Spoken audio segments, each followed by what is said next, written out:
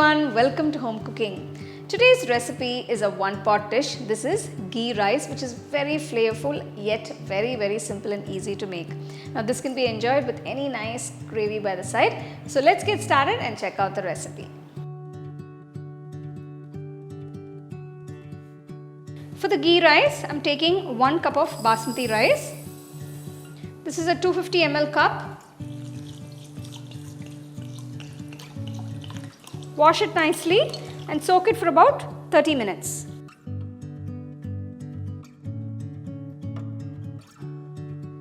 Just pound some fresh ginger and garlic for the ghee rice. So there you go, I've pounded the ginger and garlic. Now don't make it too fine like a paste.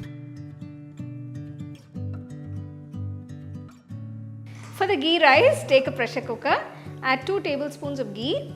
You can also add 1 tablespoon of oil if you like, but I'm only adding ghee.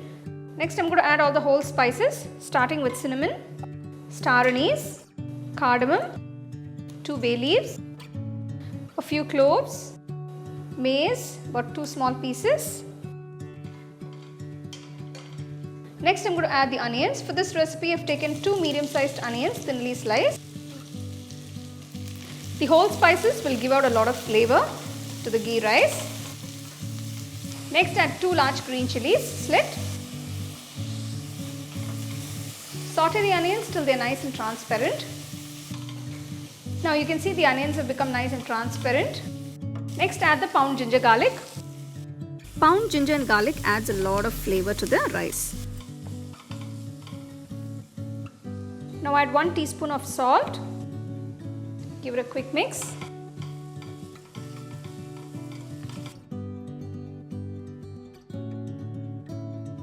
For 1 cup of basmati rice, I've taken 1 3/4 cup of water.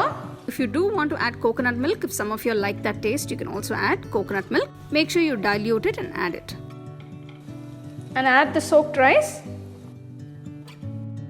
Now if you'd like a little more spicy, you can add an extra green chilli. This is a very lovely, very mild flavored ghee rice.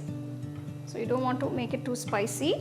So before closing the pressure cooker, I'm going to add another half tablespoon of ghee. So once the water comes to a boil, close the pressure cooker. Keep the flame on medium. Once the steam comes, place the weight and pressure cook for about 1 whistle. Now turn off the stove. Let it rest for a few minutes till all the pressure is released. Meanwhile, I'm going to roast a few cashew nuts and raisins for garnishing the ghee rice. If you like, you can also fry some onion slices for garnish.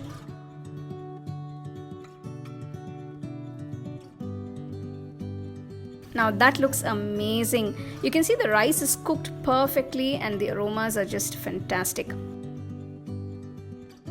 Garnish it with some roasted cashew nuts and raisins.